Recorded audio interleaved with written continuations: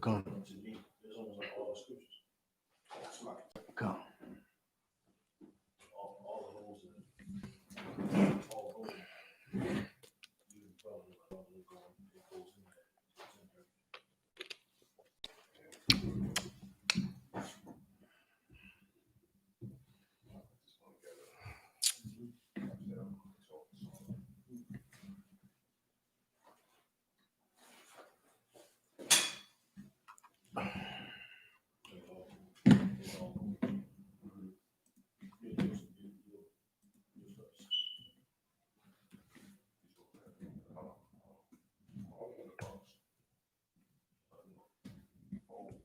I did my first one. So, keep it fun. Next one I do was I ain't trying to do what I'm doing.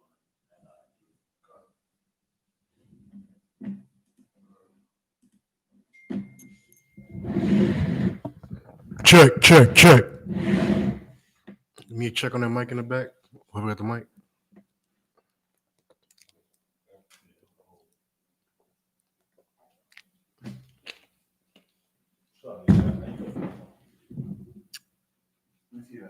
Hold the power up button.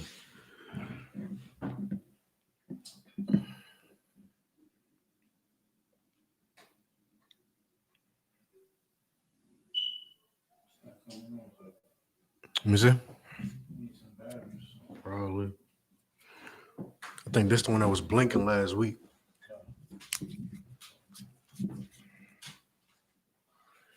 Yeah, you changed the batteries in it. You got the batteries, right? In the bio? Just put two of them in there.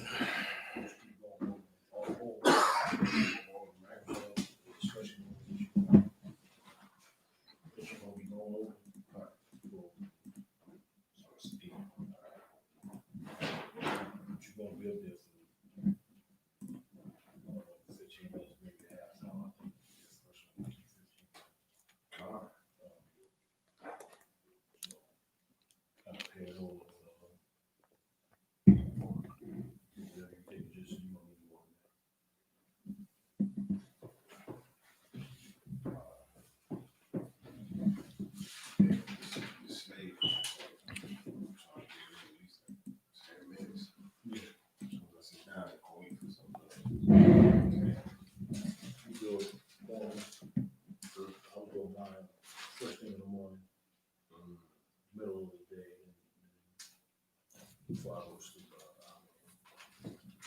I'll go to sleep.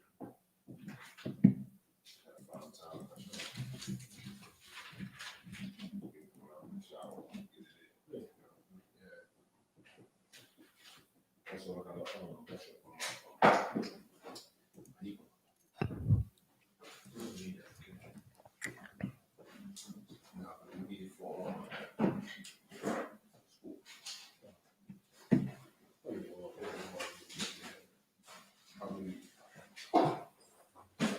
I was doing great before my first couple weeks Friday classes, man. I was on point. Work kicked in. July, obviously, it's a distraction. Distractions come in and it's a wrap. Yeah.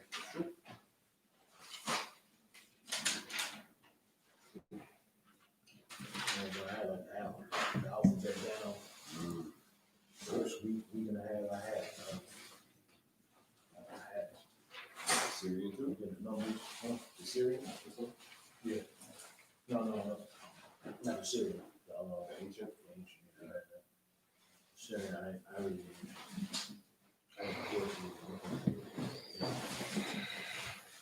didn't. Boy, what's status on them batteries?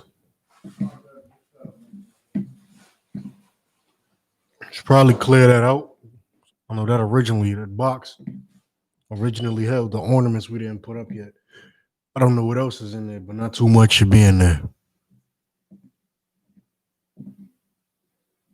They read out of the Syrian. Like me, I'm treated games.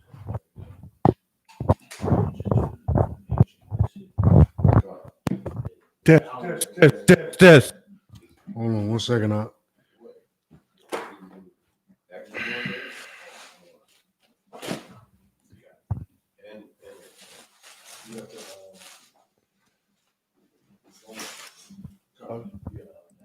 Test it again up.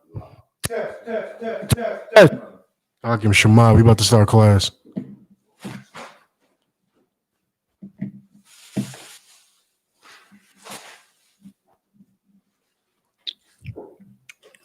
Do one more time for me to buy. Test. Hakim.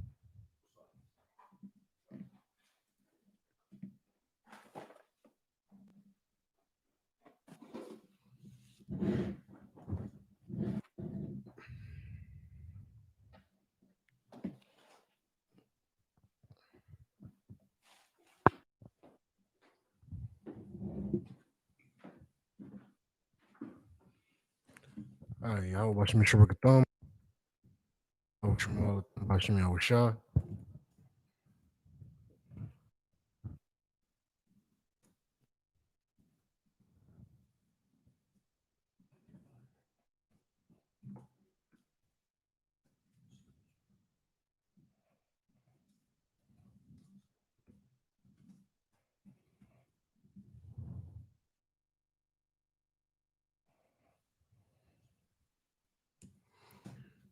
All right, I'm about to get into class. You got any questions, any comments? Y'all clap it up. Any questions, any comments? No comments right now, actually. Any questions? Y'all bring me your questions. You online, you can post it in the chat. Give y'all about 30 seconds.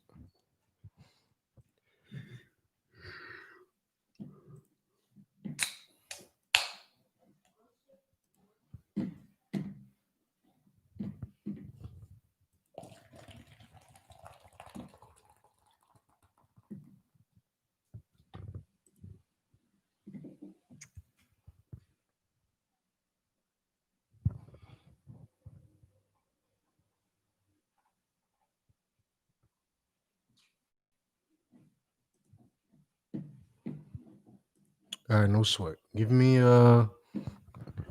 Philippians chapter 4.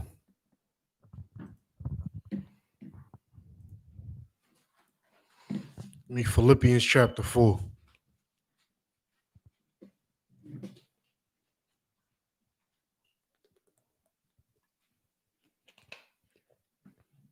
Philippians chapter 4, verse 1.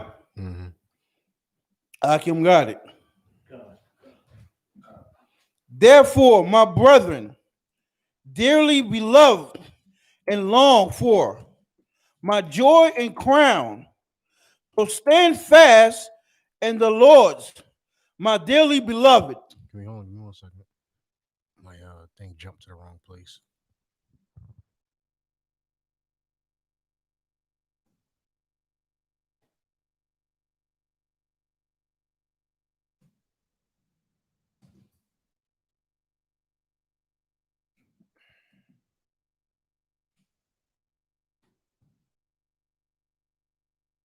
Philippians 4:6.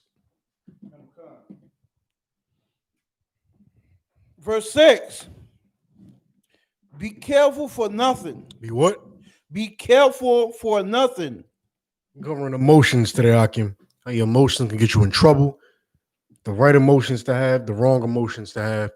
A good emotion, a bad emotion. You understand? We're going to cover emotions today. Philippians 4:6 says, be careful for nothing. What does that mean? Does that mean be sloppy? That means don't do everything half-assed. Don't care about what you do. Don't be careful. Is that what that's saying? What is be careful for nothing?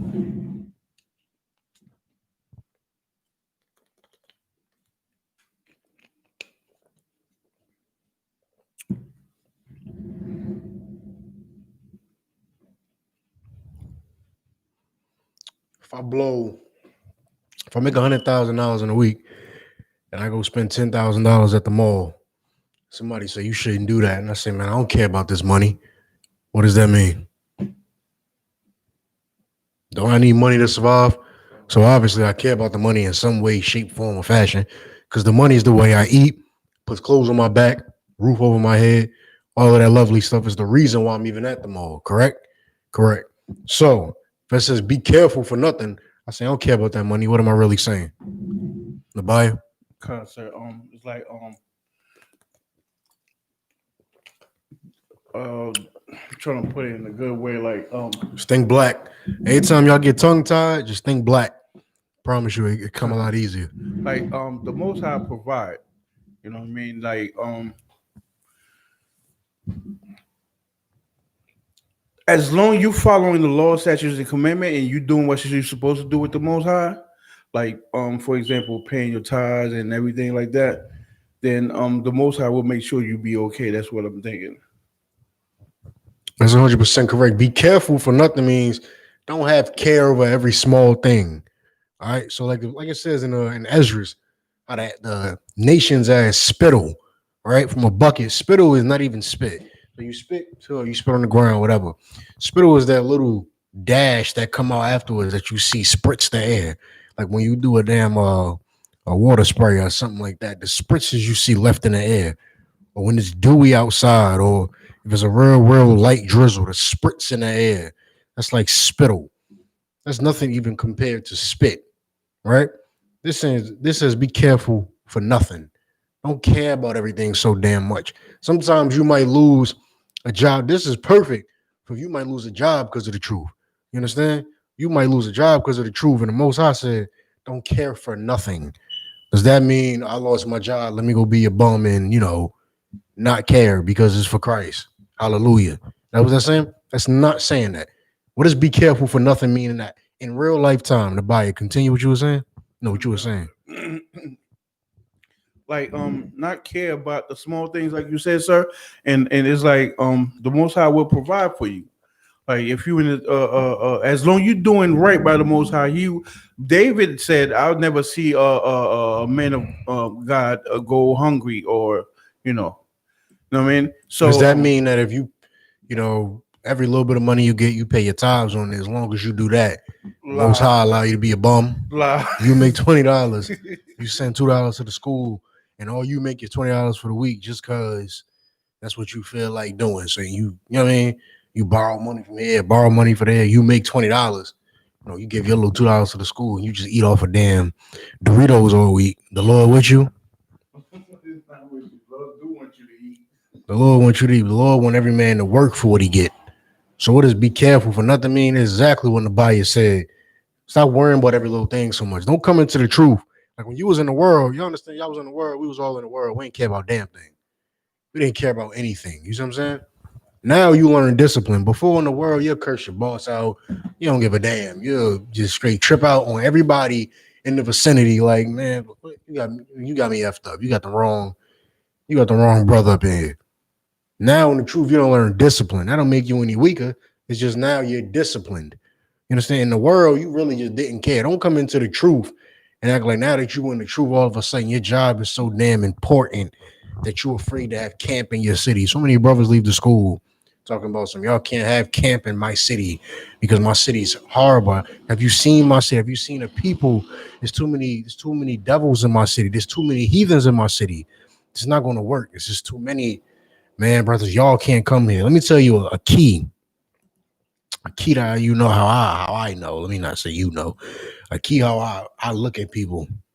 If you always saying they, when you refer to the school, we and they instead of including saying us, means you're excluding yourself from the school. You understand?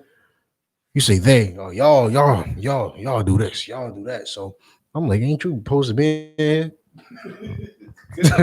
Y'all do this and y'all do that. What do you do then? What do you do if that's what we do? You know what I'm saying? If we save people all damn day and we will lose our job for the truth, I ain't telling y'all go quit for the truth if it's not necessary. What I'm saying is if we'll lose our job for the truth, what the hell are you doing? Oh, y'all do. I just know because y'all do this. The hell do that mean? Y'all, we do this. You understand? This is what we do. You speaking about the I.S.U.P.K. If you see yourself as being somebody a part of the I.S.U.P.K., y'all should never be referring to the school or anything about the school as y'all do. Right? You understand? Y'all do this and y'all do that. And I.S.U.P.K. does this. You see what I'm saying? Say we do. This is what we do. All right. It helps you care for nothing. When you immerse yourself in the culture of the school, and the culture of the school is very old Israelite culture. Very old Israelite culture, meaning we have our pride, but being slaves in this captivity, we also have our discipline. You understand? Care for nothing. Don't be crying and think you got to go rob a damn store because COVID hit and they stopped paying your stimulus and they stopped paying your 600 unemployment and the 300 unemployment from FEMA done ran out. And now you think you got to go rob every damn body. That's not the case. Or you crying, wondering what the hell, how I'm gonna eat, how I'm gonna... If you were part of the school, you care for nothing. You're a man of God. There's not much that you should care for. You understand? You don't care for anything. Yeah, you're a man, so I expect you to get up and go try to make your own dollar. However, you care for nothing. You understand? What does this also extend to? What else should you not care for being in the truth? This isn't just money. Be careful for nothing. What does this mean? What else does this talk about? What are some things that brothers care for that could cost them? Nabaya? So, if I maybe your rib. Mm-hmm. Everybody thinks that if I don't do this, if I do that, my rib will leave me. My kids won't love me. My kids will go away from me. Mm-hmm. Somebody like I would say somebody like me, sir. I love my kids a lot, but damn that. Yeah, and they'll Understand? respect you for that. You understand? They'll actually see. Let me tell you something. When you come in the truth and you trying to hold on to things like your rib by doing things contrary to the truth, we trying to hold on to your kids by doing things contrary to the truth, or even having a spirit contrary to the truth. Don't be surprised when it doesn't work in your favor. You understand?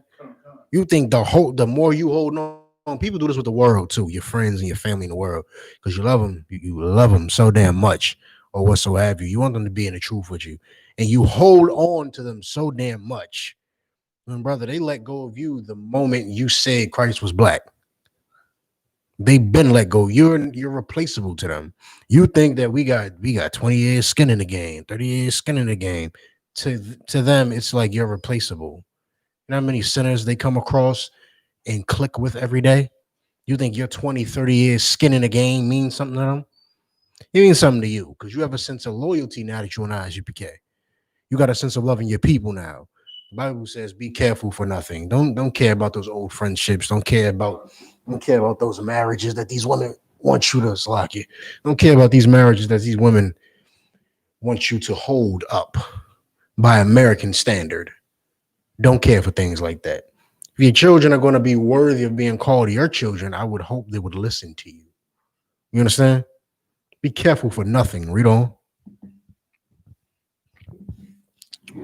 Kind. Um, but in everything's by Salakia.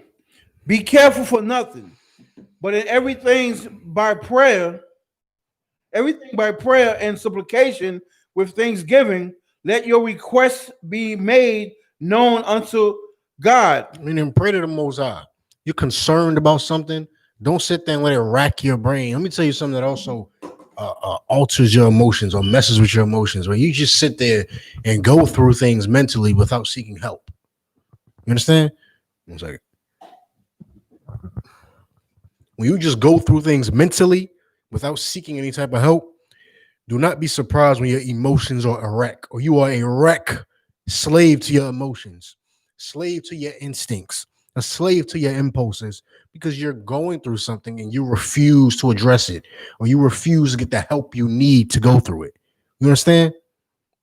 Don't be surprised when your emotions destroy you. Don't be surprised if that is your downfall if you refuse to seek the proper assistance you need. That is a sign that you care too much. Trying to pretend you don't care is a sign you care too damn much. The things I don't care about, I don't even think about. I don't think about it. You know what I don't? I don't care. What holiday just passed? What's the? It's November. Halloween. I think we had class like a day or two after that or something. Halloween was on Saturday. We had class either that Monday or that Wednesday. I did not know it was Halloween until Halloween. I don't care about Halloween. The things I don't care about, I don't think about. You understand? People's opinions in the world. When we go to camp, I wonder what he's thinking about what I'm teaching, what I'm saying. I don't care. You understand? The things I don't care about, the things you don't care about, you should never think about. If you were constantly having to remind yourself that you don't care, you care. You understand? You obviously care, and you obviously should seek assistance, because that's what the truth is here for, to give you assistance. And it says make prayer and requests unto the Most High. You understand that? Make prayer and requests to the Most High. There's not a weak thing to get on your knee and pray to the Most High in solitude. You understand? In solitude. Just don't do it in front of a bunch of men. But it's not a sin to do it in solitude. Let your request be made known unto the Most High. Read on. Matter of fact, I actually dropped that up. Nope, read on. Good, read on. 7. And the peace of Yahweh, which passes all understanding, shall keep your heart and minds through Christ Yahweh. You could say either Yahweh Mashiach. That's the direct translation in the Hebrew from Christ Jesus.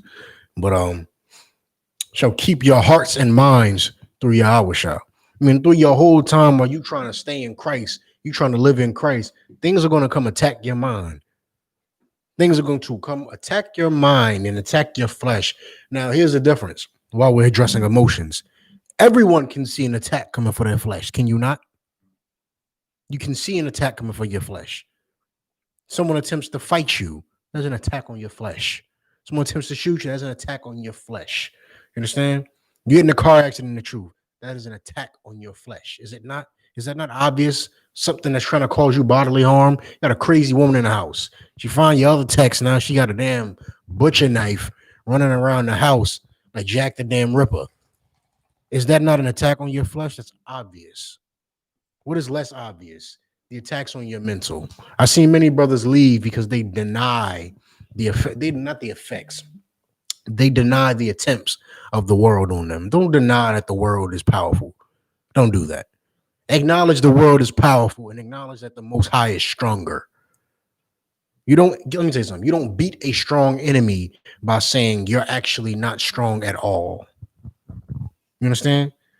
You don't overcome Satan by saying Satan is bad at his job. Satan is very good at his job. He's extremely good at his job. You wanna know how good he is? He's the chief at his job. He's the boss. At his job, he's the boss. Get you to sin, that is him. And he is perfect for his job. There's no one in heaven who is better at getting you to sin than Satan. There's no one. He is perfect at his job. So how dare you treat him as if he is bad at his job and then be surprised when your emotions get the best of you, when you fail? How could you be surprised? He is perfect at his job. What must you do? Be perfect. Not only must you be perfect, you must seek someone stronger than him, better than him, more powerful than him, the one who created him. You understand? The one who he answers to, the one where when the Most High wants somebody dead, Satan goes and gets approval. My Lord, can I do it? Can I get him killed? Can I prove this man? Satan has to get approval. You go to him. The one who Satan gets approval from, you go to him for approval to beat Satan. Don't do it on your own because it's impossible. You understand? I mean, Romans 8:28.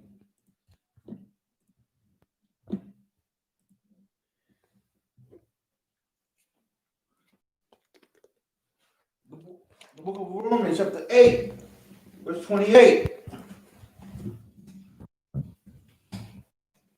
I got it. And we know that all things work together for good to them that love God, to them who are the called according to his purpose. We know that all things work together for good for them that love the Most High. I mean, as long as, and what is love? Does this mean you praying all the damn time and you having conniptions in church and you say you received your meat with Thanksgiving, so you eat whatever the hell you feel like? That's not what this is talking about. Loving the Most High is not love. Let me tell you something. Because you wear a mask and you don't commit America's sins against their law does not mean that you love God. Because you love America does not mean you love God. Because you go to church does not mean you love God. When you love God, you refuse to do anything that displeases him. You understand that? When you have a father and you love your father and he tells you do not do this, you don't do it. So if you love the Most High, you do not do what the Most High does not want you to do. That is very simple, is it not? It's very simple. But people who can accomplish that, read it again. And we know that all things work together for the good to them that love the Most High. Everything works together for the good for them that love the Most High.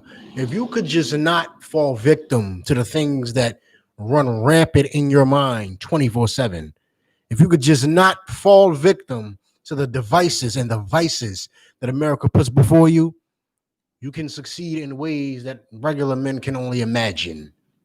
They can only imagine succeeding the way that you could succeed in I.S.U.P.K. if you don't fall victim to your imagination. You understand? Everyone has an imagination. The things that pop in your head, because they pop in your head, do not make them right. You understand that? You should not walk around thinking of murder all day. But if you think of murder, that does not mean that I am a murderer. So I must go commit murder because obviously I'm thinking of murder.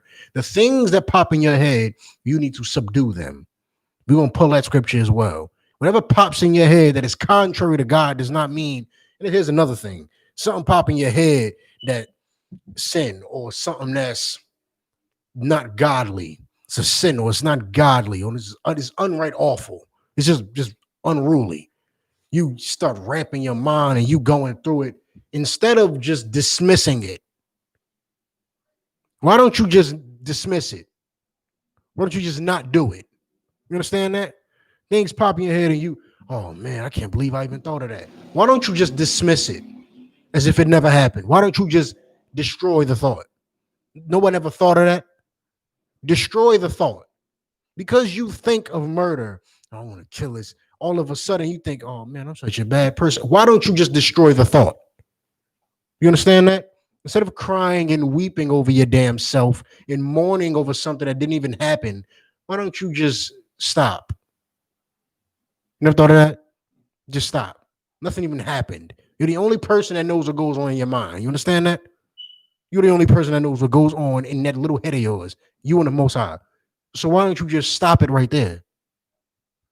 Sin is not sin unless it is conceived. You understand?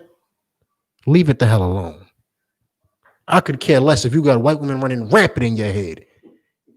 If none of your women are white and you're not dating, you're not taking women on dates, I don't care. You understand that? I don't care. You're not bringing them here. They're not in your house. You understand?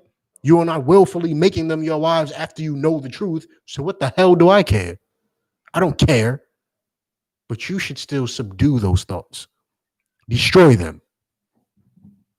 Read on.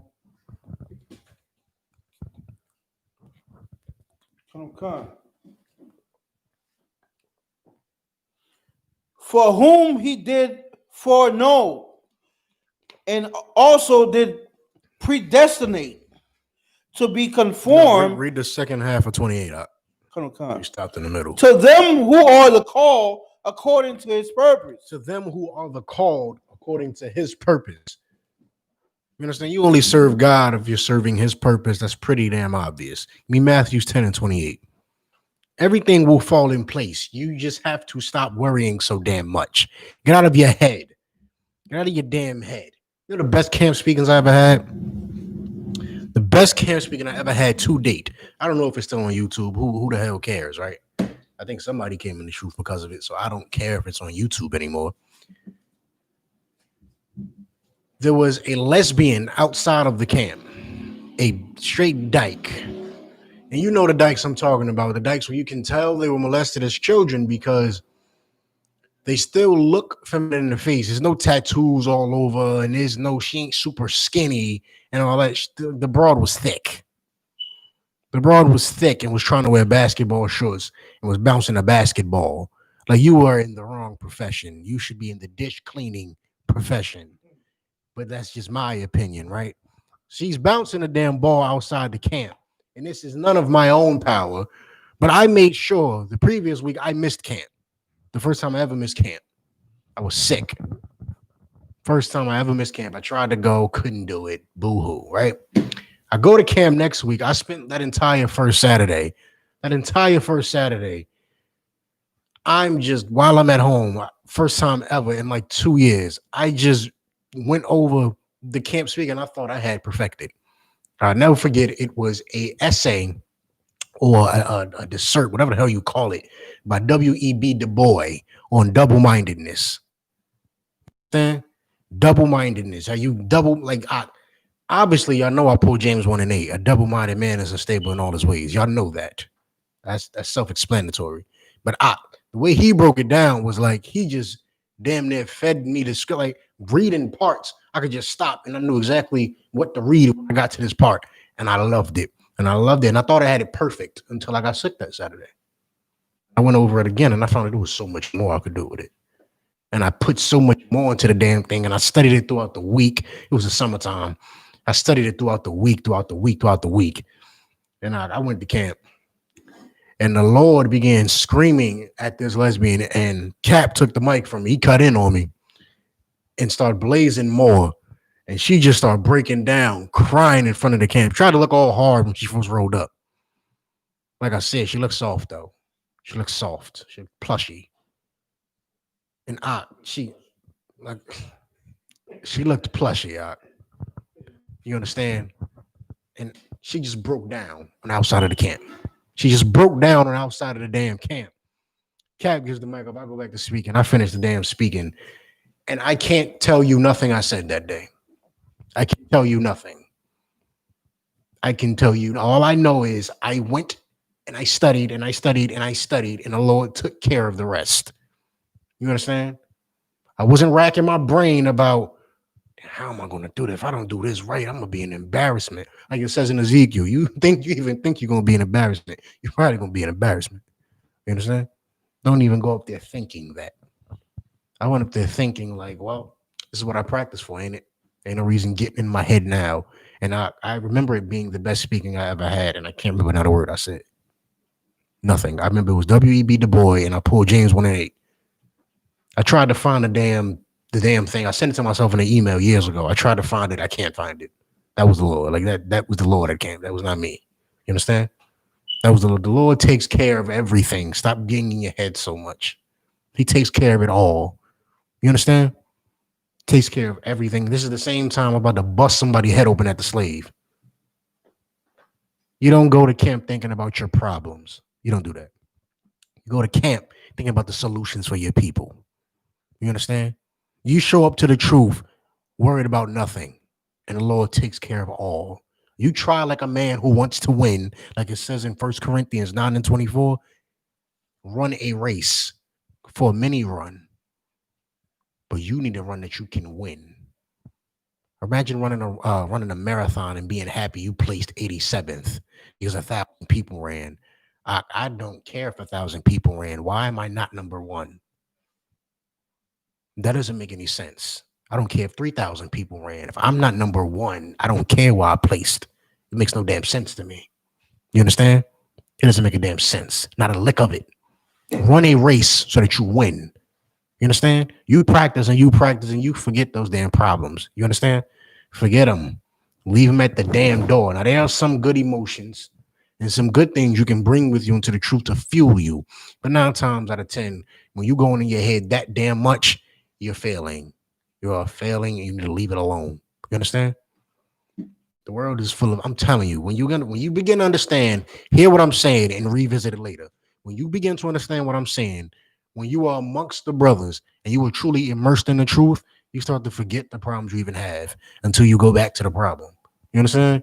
So many problems at home, so many problems. You had a damn feast day. You're not trying to forget them. You're not even thinking about them until you walk in the door and that problem presents itself again. Maybe it's a loudmouth brat. I'm going to say the other B word. Maybe it's a loudmouth that. You understand? But you won't even be trying to forget her. You have literally forgot her while you was with the brothers. Literally. Forgot all about her. Forgot all about her. And then you got back and she run her mouth like, you the reason why I was so happy to not be here. Right. You understand? What I have you reading at? 28? Give me Matthew 10 and 28. Verse 28. And fear not them which kill the body. Now, more so, even fear not them that can kill your body. Don't even think on the people. Like I said, all these brothers, you can't have camp in my city. You can't do camping. You can't do this here. How you gonna do a food drive here? Yeah, we need that here, but I don't know if y'all gonna succeed here. We succeed everywhere. Read that again. Verse 28. And fear not them which kill the body. Why would I care about who you tell me runs your city? You understand that? Why? Do I need to tell you how many bodies dropped when we used to have class outside of Malcolm X projects over there on 15th in Harlem? Like after class, during class, you hear the shots. You get out of class, you see the damn tape. Don't care. We don't care. Are we super tough? No, we're not super tough. We just simply don't care. You understand? We don't care. We do this for God. We don't do this for our own pleasure. We were not in the basement of 115th Street because we were recording music. You understand? We were smoking weed and recording. That's not what we were doing. We were in the basement of 115th Street where all the criminals. I know the people. I can tell you the gangs that are over there. I can tell you. No one cares. You understand? No one cared that the gangs were over there. No one cared that the killers were literally in the same building next door. No one cared. No one cared that the brother who walked by and looked in the classroom and then went to the bathroom was a 3-time convicted felon and he was wanted for murder at the very moment. No one cares. You understand? No one cares because we're in there for God. Our God, our power. Not the Christian power that can't protect you from anything. Not him.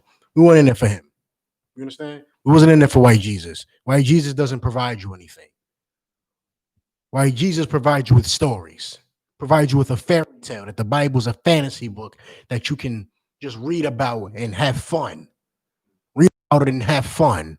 Read about Tobit and have fun. You'll have some fun. Read about Paul going through hell and have fun with it. Have fun. That's not what we live for.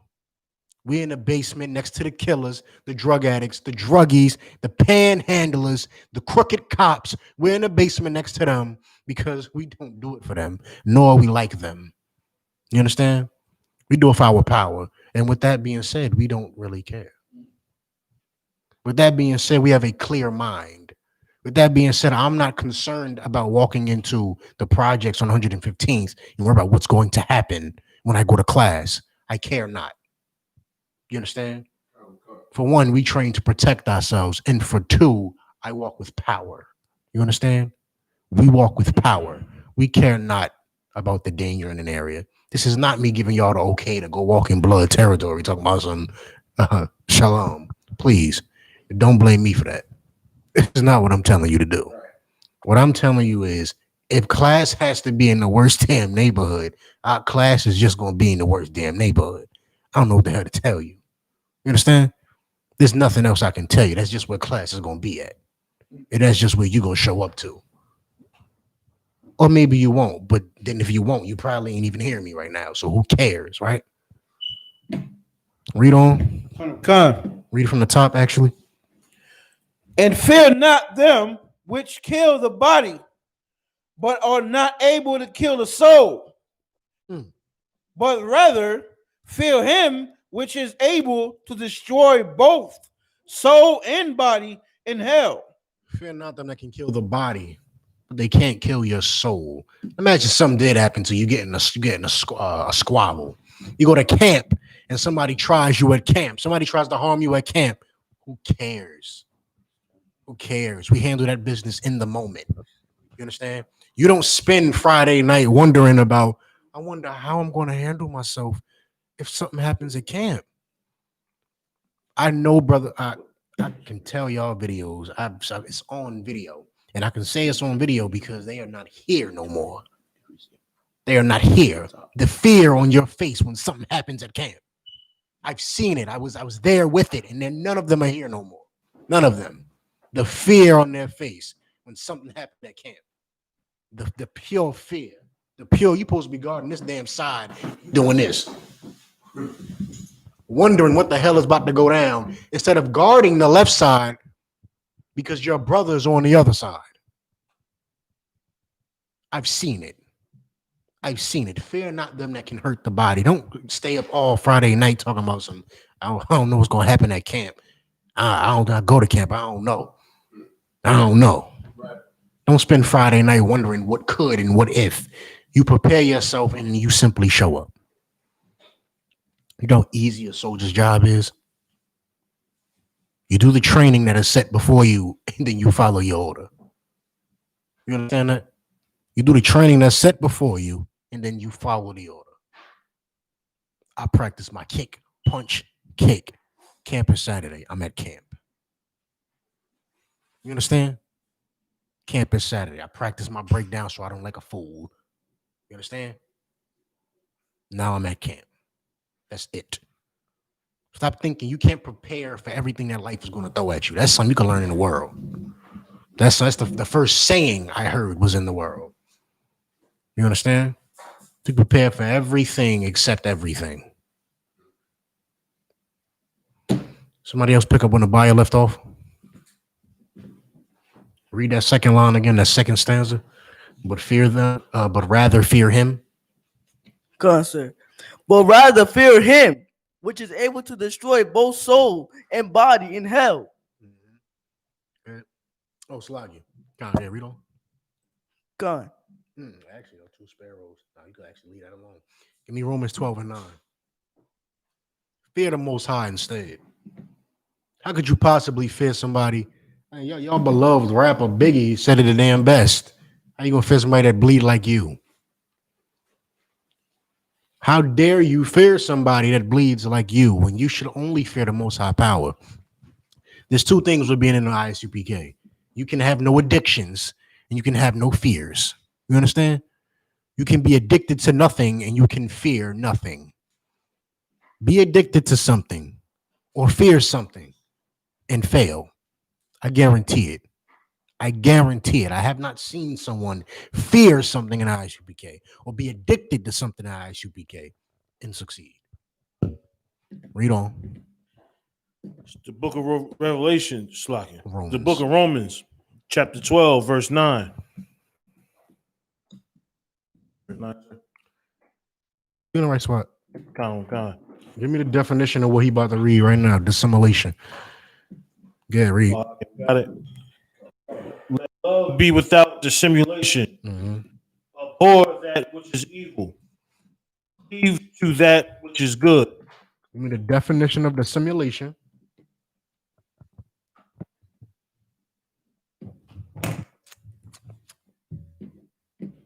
Give me the definition of dissimulation. Consider the definition of dissimulation: concealment of one's thought, feeling, or character. Mm-hmm. Concealment of one's thoughts, feelings, or character. Hiding your thoughts or hiding your feelings or hiding your character. So read that again. Consider, let love be without dissimulation. So what does that mean? We got the definition of dissimulation. Read it again. The definition. Concealment of one's thought, feeling, or character. Right. What does Romans 12:9 mean? Mm-hmm.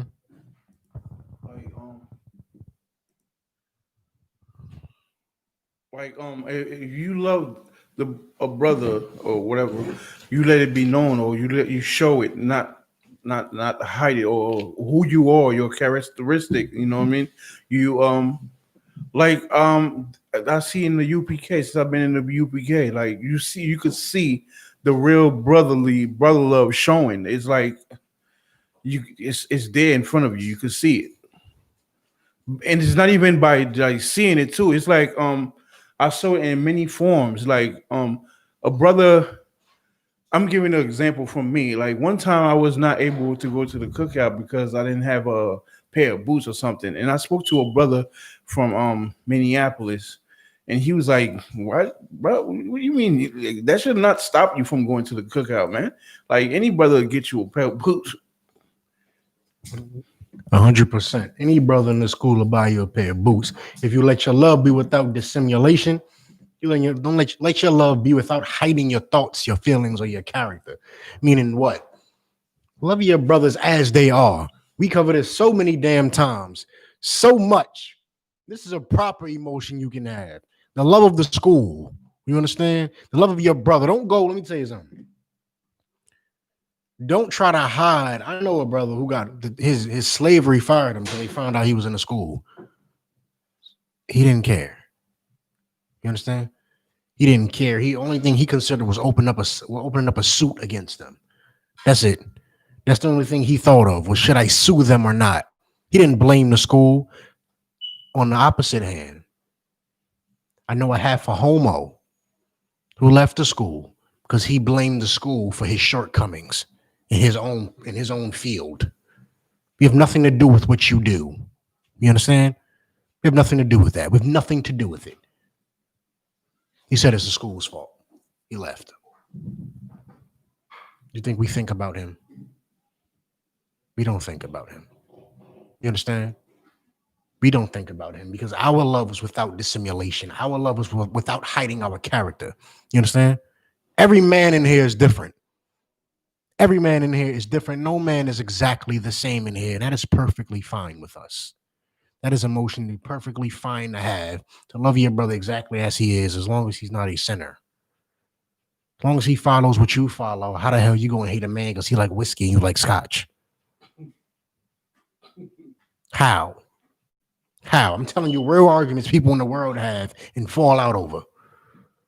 How you going to hate a man? Here's one that nobody likes to admit. How you going to hate a man because his rib is better than yours? Good night. How dare you? How you going to hate a man for his character? He's not a sinner. How you going to hate a man because he's more aggressive than you? He's not a sinner. How you going to hate a man because he talk about the school all the time? He's not a sinner. Let your love be without dissimulation. Let your love be without hiding your character. You understand? Be who the hell you are. Don't feel like you can't. Let me tell you something. You come into the school, be who the hell the school made you to be. Don't be who the world made you to be. But also don't be afraid to be who the hell the school made you to be. You understand? You may not. Let me tell you something. I'm telling you real stuff, real life interactions with people in the school that you're going to have. Be who the school made you to be. Every brother is different in this school.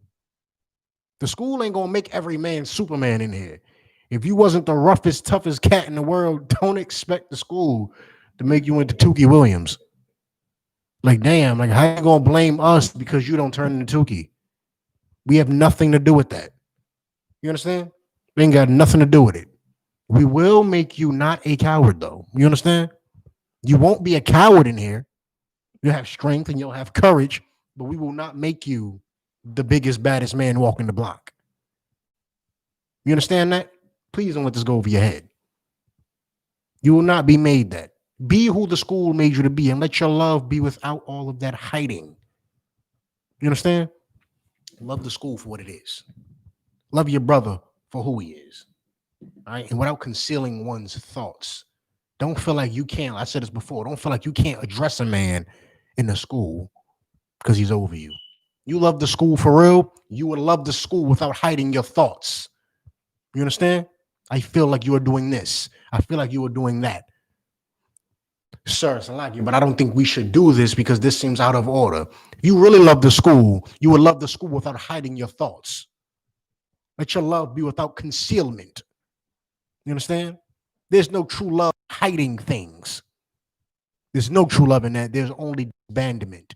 You fail. We fail at that, and we cannot fail. You understand? We cannot fail. Let your love be without all of that concealment. Don't hide your character. Be exactly what the school made you be. Understand what your name means and that the Most High gave it to you. And embody that name. Understand. This also comes with knowing the people around you. Understand what the people, your brothers' names mean. Understand that. Understand that they intend to embody that name. You understand that? They intend to live up to the name the Most High gave them. Don't hate a man because he embodies his name. Understand that? What does your name mean? The what? The camp. Fakun embodies the camp. He embodies the brotherhood. He embodies the body. Don't hate the kun because he loves his brothers.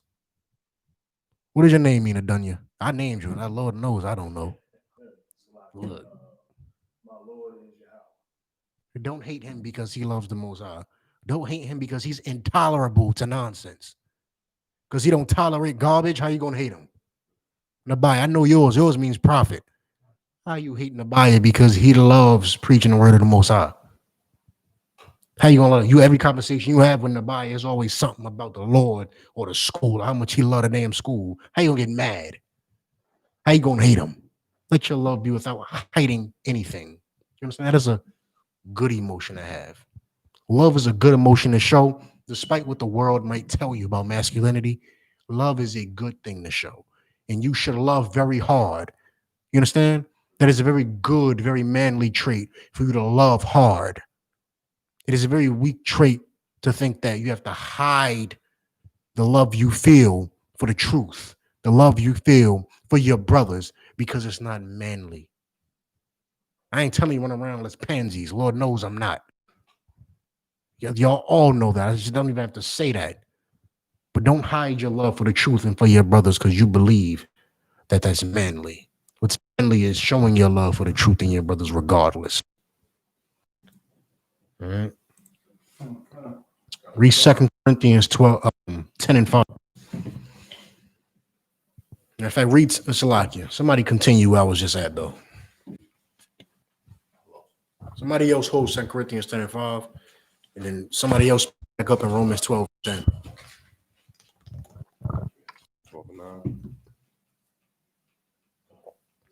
All right, verse 10.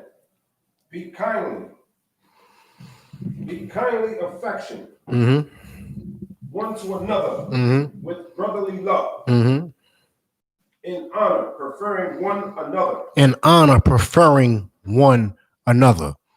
Let me tell you something. The only time you can't stand a brotherhood is when you and your little emotions are running rampant like one of the women's. That is the only time where you don't value the brotherhood. Any other time, you completely value the brotherhood for what it is, the thing that keeps you moving.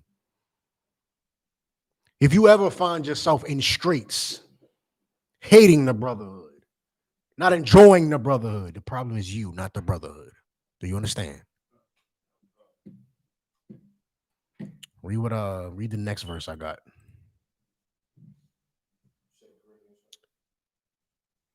Ten and 5. The book of 2 Corinthians, chapter 10, verse 5. Well, I can got it.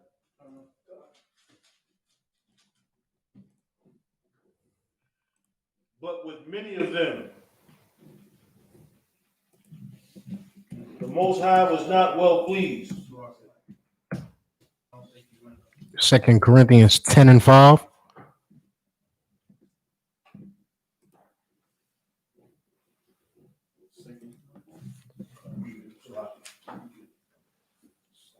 The book of 2 Corinthians, chapter 10, verse 5.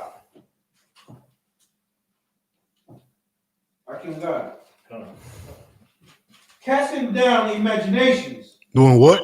Casting down imaginations. Casting down imaginations. And every high thing that exalts itself against the knowledge of the Most High. Your thoughts. We said this earlier. The things you think in your head that you think are so damn important. I promise you, what you are thinking inside your head that is contrary to whatever the school teaches, whatever the school believes, is wrong. I can guarantee it. Do you understand? I 100% guarantee that whatever you are thinking in your head that is contrary to the school is wrong. You sound like a cult leader. Congratulations. You met me. ISUPK produces cult leaders. One big mind. One big mind. We are not a school with a bunch of different chapters that do things their own way. We are one huge mind. Do you understand? We are a hive mind. What one thinks, we all think. You understand that? And the world will tell you this is what? Bad. You're a man void of independence. That's bad. No, I am a man void of immorality. You understand? I have no immorality. That's what I am void of. Following the school to a T does not mean that you are not your own man. You understand? That is not what that means. That means that you think things, and because of what you were taught, you know those things are garbage. That is all that means. I think often about this, but because the school told me this is wrong, I cast it away. I cast it down. I cast down my imaginations because the school said my imaginations don't mean anything. And they proved it. Not only did they say it, they proved it. So what the hell do I have to argue about? Why would I care? Here it comes again. If you are even concerned about somebody worrying about you being a cult leader, you're not a big enough cult leader. You understand? If a thought crosses your mind, like they might not like me because I get down like this. This is how I give it up. You don't give it up good enough. You understand? You don't stand on it hard enough. Stand on it so damn much. You know everyone hates you and you laugh because of it and you like it. You like it. You like it. It feeds you. It's like it feeds you. You see their reaction and you laugh and you're like, oh man, that was fun. I implore all of you, Thanksgiving coming around, walk through the door and just talk a bunch of facts about Thanksgiving. I've done it. So maybe you shouldn't do it because of the railings. Maybe you can't handle the railings you receive. Allow them to talk about 4th of July around you. Like, wasn't you a slave doing 4th of July straight like that? I'm just saying, you know what I'm saying? I'm just saying. I ain't telling you nothing I wouldn't do. Go do it. Go do it. And if you find yourself concerned or worried about what they'll say, you're just not a big enough cult leader yet. But that's fine. You can become a huge cult leader. You can become a colossal cult leader. Just keep doing it. Keep doing it until you don't even think about it. Keep doing it until you run into somebody that just hates you and you're like, man, why you hate me? You don't remember cutting me? No, I don't. I do not remember us having any type of conversation. But I'm glad you understood, obviously. Read it from the top. Casting down imaginations and every high thing that exalted itself against the knowledge of the Most High. Now let me throw the disclaimer in there for anybody that might try to blame me for getting kicked out. You live with somebody and they got the power to kick you out. Perhaps don't do what I just said. Because do not call me talking about some can I.S.U.P.K put me up in the room because you got kicked out doing what Kawal said.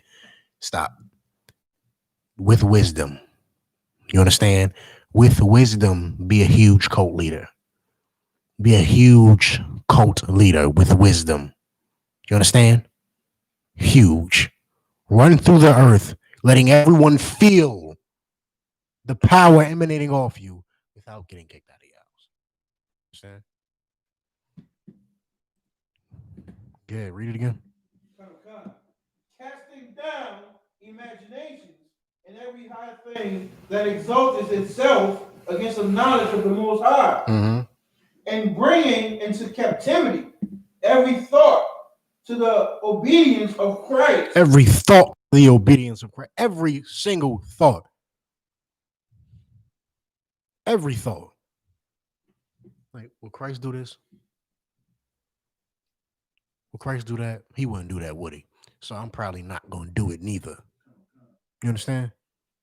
I'm probably not going to do it neither. That's actually a very simple way to live, ain't it? You read the damn Bible, you realize the whole thing's about Christ. So everything is telling you to do is things that Christ would do. Everything is telling you not to do, Christ wouldn't do it, obviously. So if I'm bringing my thoughts into obedience of Christ, if Christ wouldn't do what I'm thinking of, I'm not going to do what I'm thinking of. And I'm going to take it a step further, and I'm going to stop thinking of what I'm thinking of.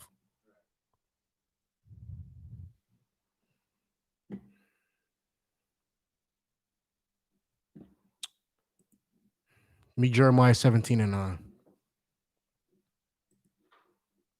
I can't stress that enough.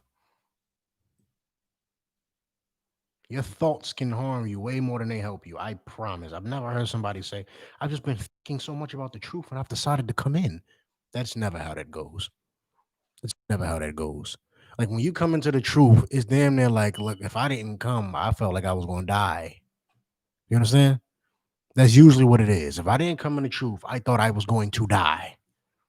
That's usually how you come in the truth. You don't come in the truth by just, with your damn bifocal on and a glass of scotch talking about some, should I join the UPK?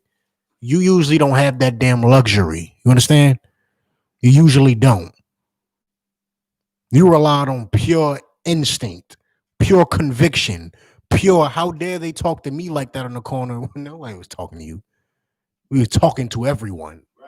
But you got convicted in your spirit and you went home and said, how dare they talk to me like that? I'm going to go to class and prove my point. And you went to class and you felt so much power in there, you couldn't even muster a word. And before you know it, you're talking about some, it's my 90 days up. I'm just trying to be a trooper now. Now I just want to be a trooper. I realized I was wrong. You understand? That's usually how it goes. You don't usually sit there and think. I've met so few people. I can't remember, so I'm gonna just say few. I don't remember. I don't believe anyone who's ever sat for days and weeks and months and said, should I join the UPK? That came into the school and stayed. You come into the schools because the Lord damn near left you no other choice.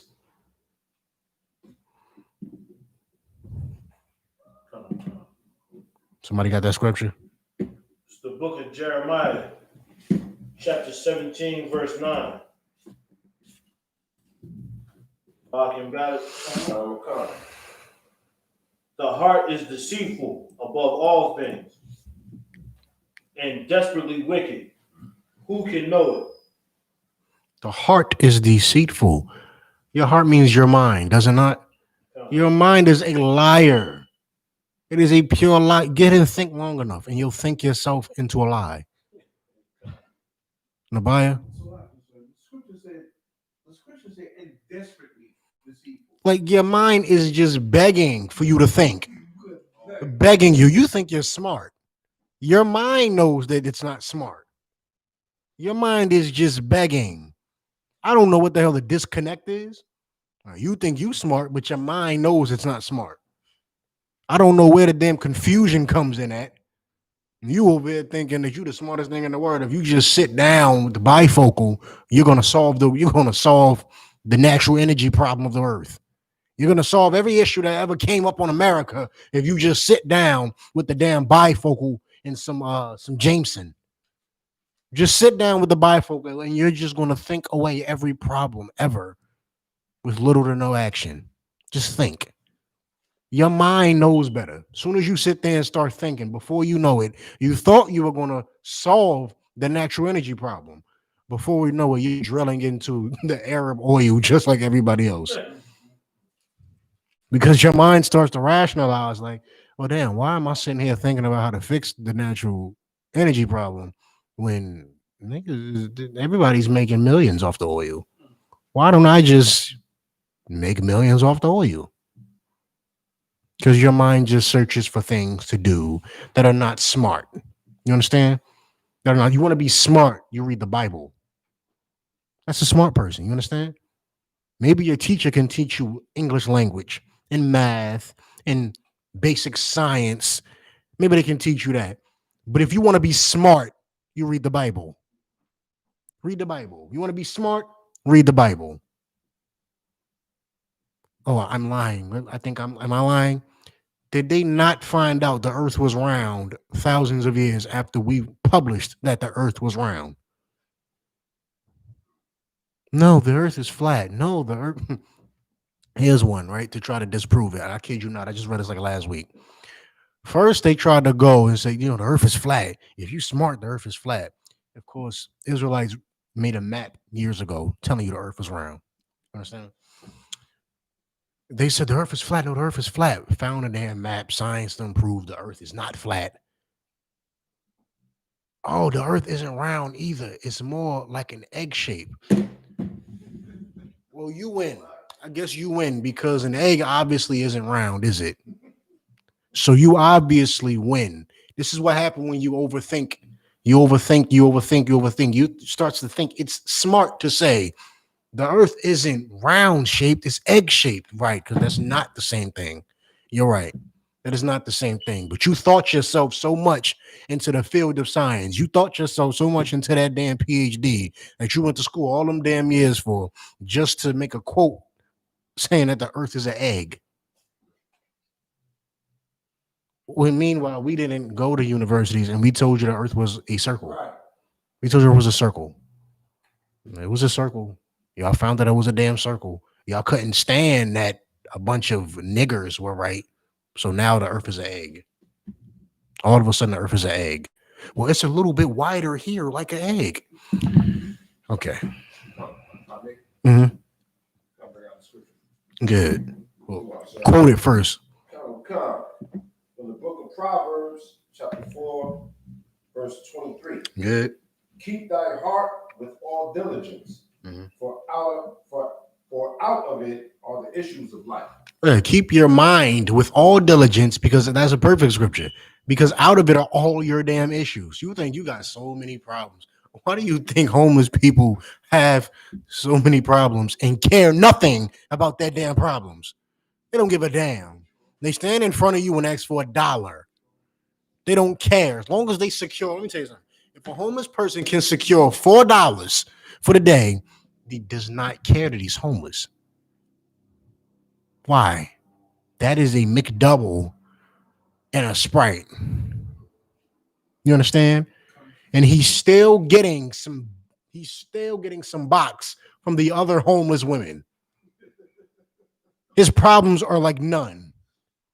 As far as he's concerned, he doesn't have problems. Salag, you good. Salaki, sir, if I could. A homeless man is so careless that, okay, let's say one of us, we would be so ashamed and embarrassed to pick up something from the trash and eat it. Well, a homeless man don't give a damn. He'll pick something from the trash can and eat it. They don't care. They're like, we ain't got nothing else to lose. What is it? Dignity, self-respect? I'm already panhandling. I'm panhandling. What dignity? I'm panhandling. You understand? And that's what they try to tell you to fight. They try to tell you Christ was a panhandler. Please. There's not many things you need to worry about on this earth, because if you do, all of your issues are going to come straight out of your head. You can create your own issues. I promise you. Money. Black people need more money. I'm going to solve. I keep close tabs, man. I have friends. When I mean friends, I say that very loosely. I know people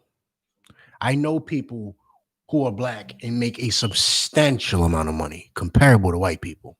Very comparable. Millions, some tens of millions.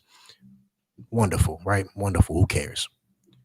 They say they're going to solve the wealth. I'm trying to use their words. The wealth disparity between blacks and everyone else.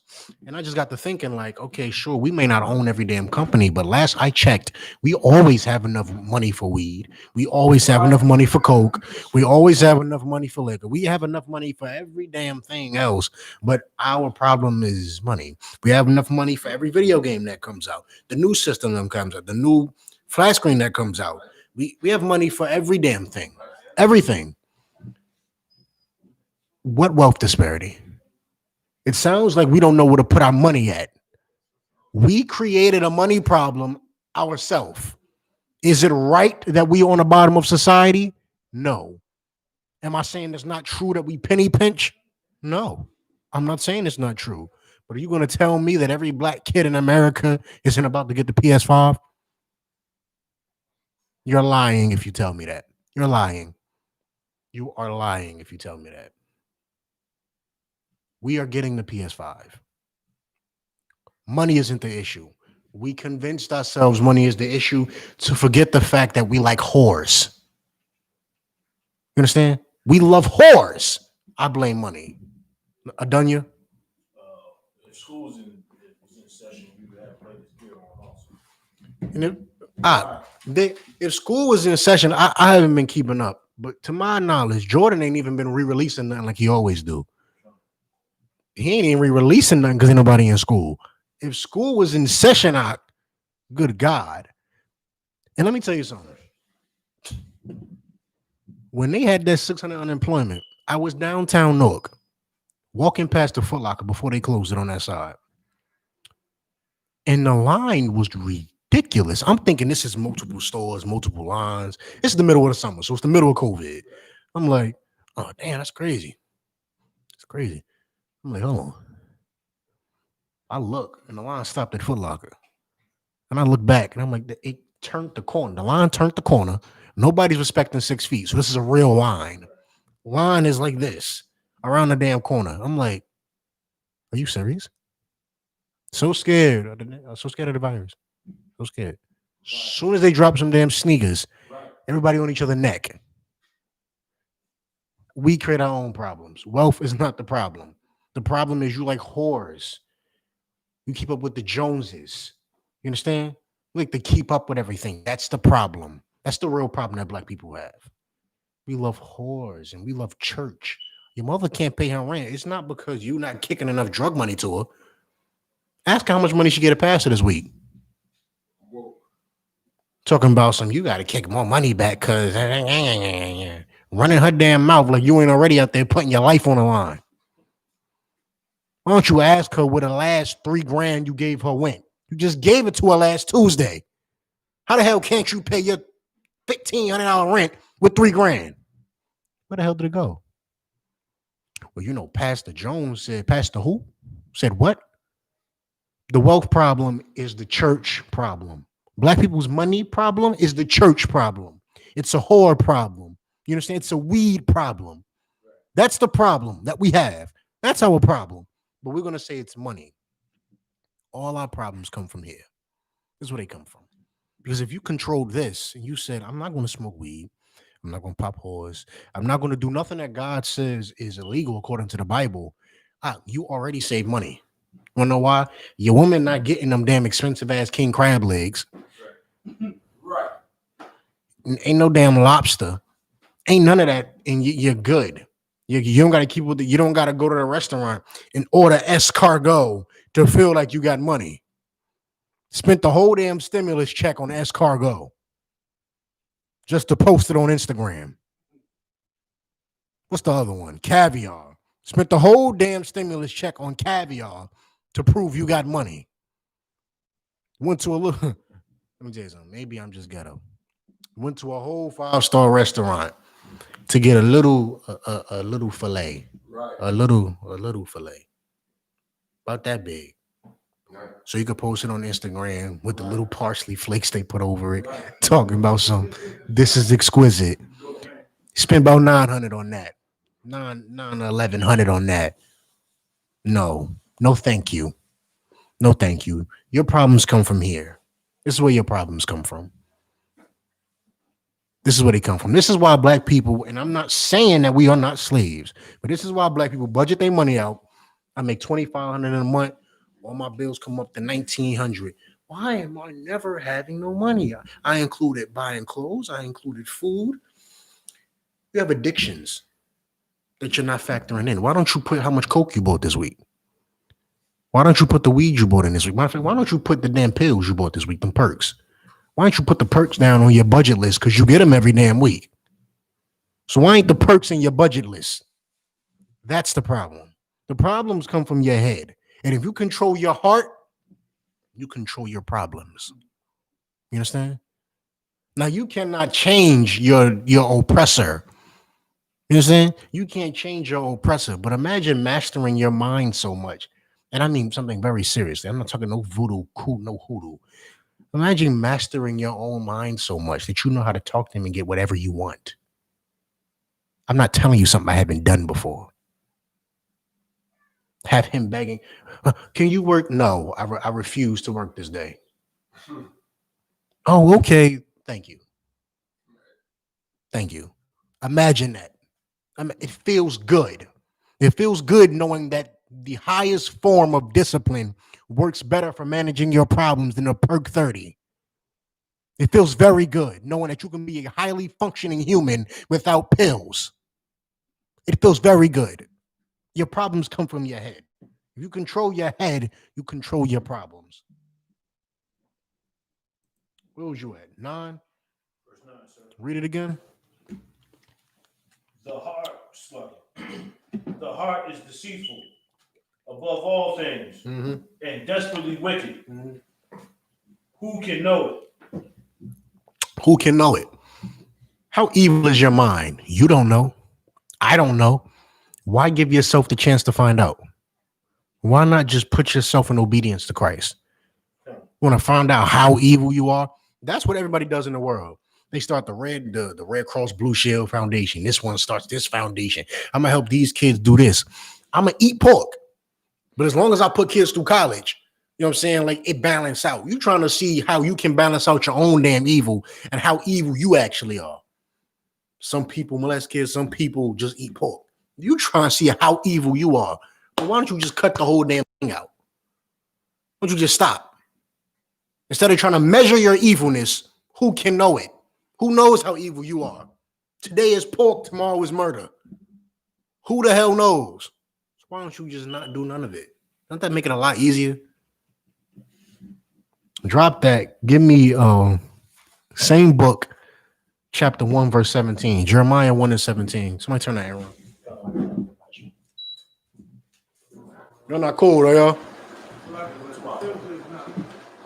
Filter not plugged in? It's cold outside, right? I got this damn. I'm tripping. You know, I got this damn hoodie on. That's why. Man. Don't worry about it. The book of Jeremiah, Think about. Man, chapter 1. I was about to make a joke, so lag it. Oh, I forgot it. The words of Jeremiah, the son of Hilkiah, of the priests that were in Anath, in the land of Benjamin, to whom the word of the Most High came. Jeremiah 1 and 17.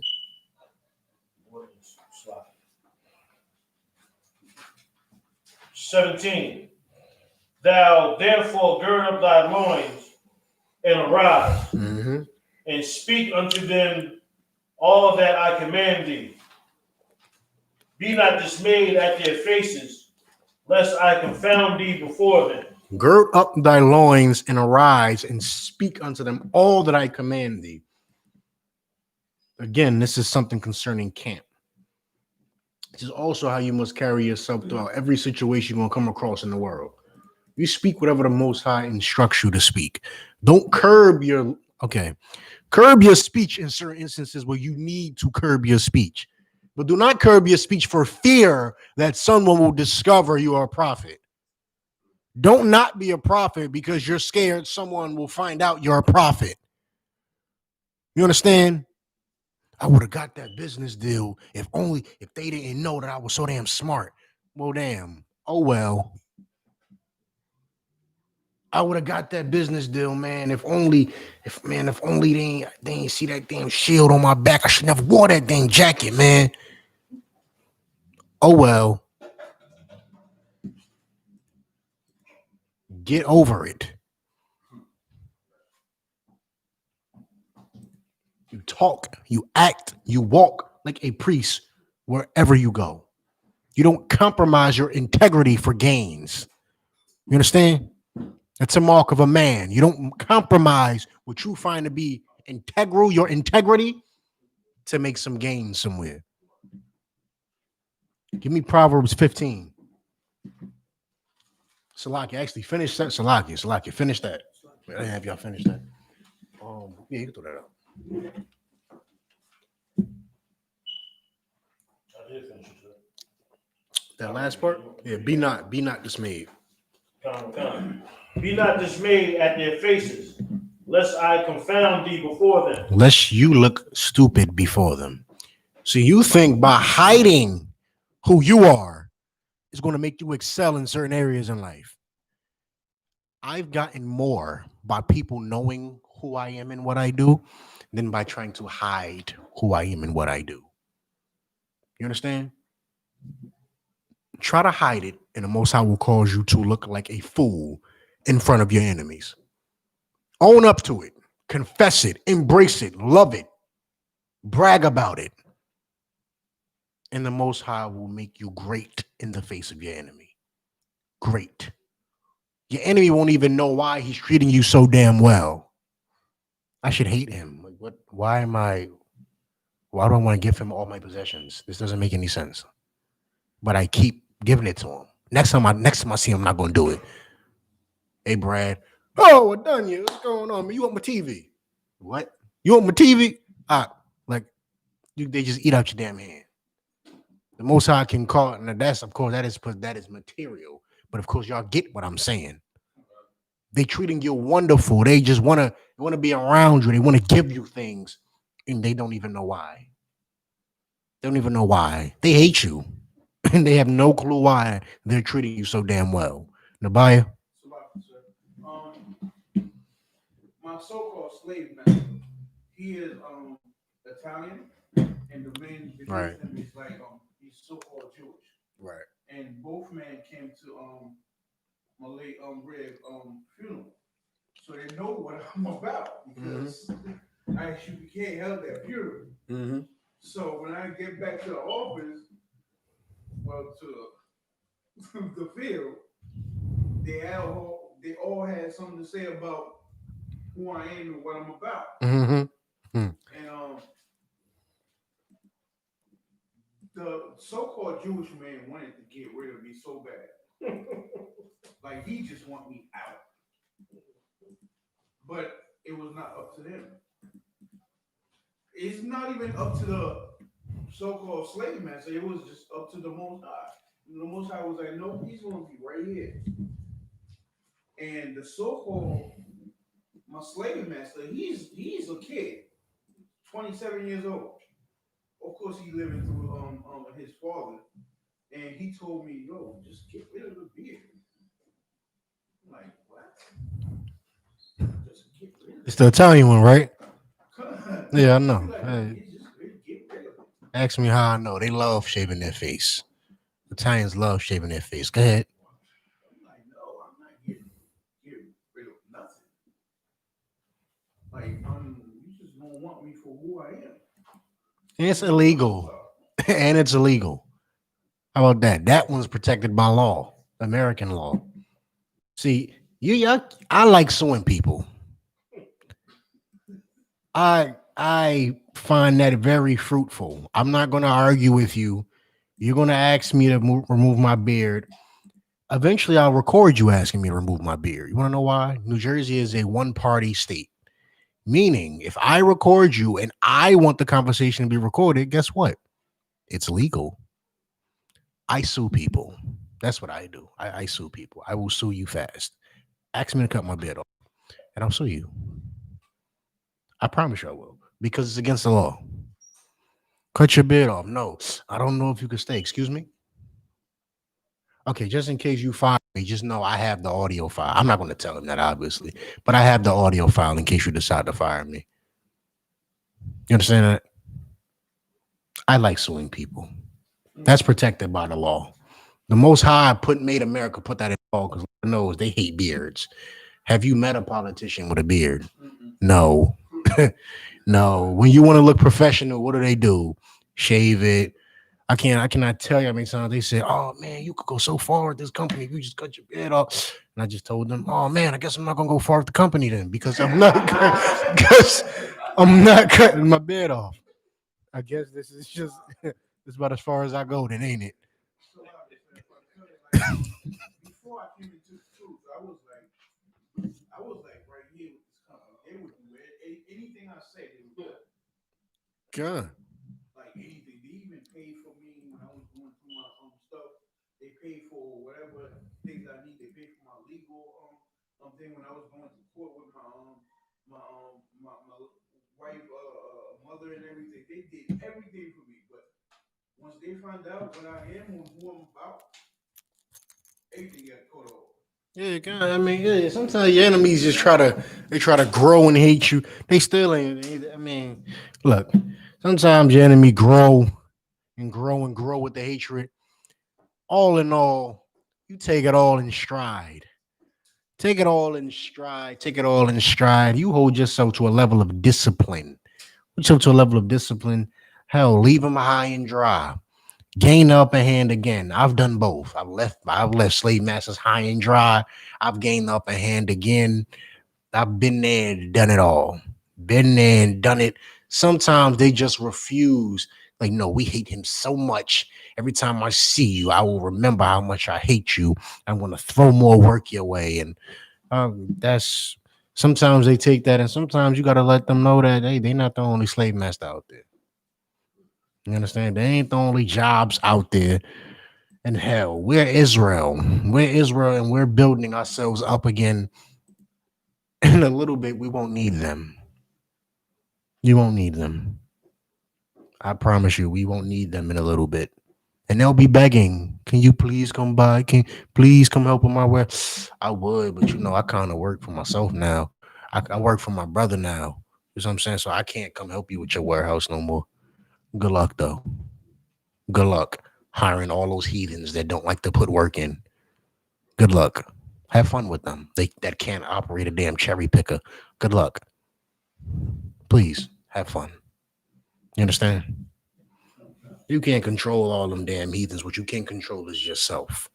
You can control yourself and make them bow down to you. Or if they won't, I mean, there's other routes you can take. You understand? Have you finished 17? You did finish 17. Give me Proverbs 15 and 13.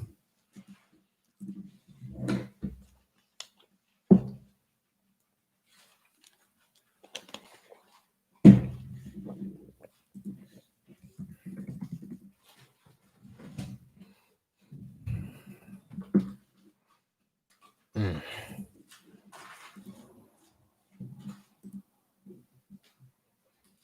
15 to 13, sir. Come on, 15 and 13. It's the book of Proverbs, chapter 15, verse 13. Walking got it. God. A merry heart maketh a cheerful countenance. When your mind is happy, when you're happy in your head, you're happy on the outside. Is that obvious? When your head is clear and you're not going through those issues in your head, it shows on your face, right? It shows.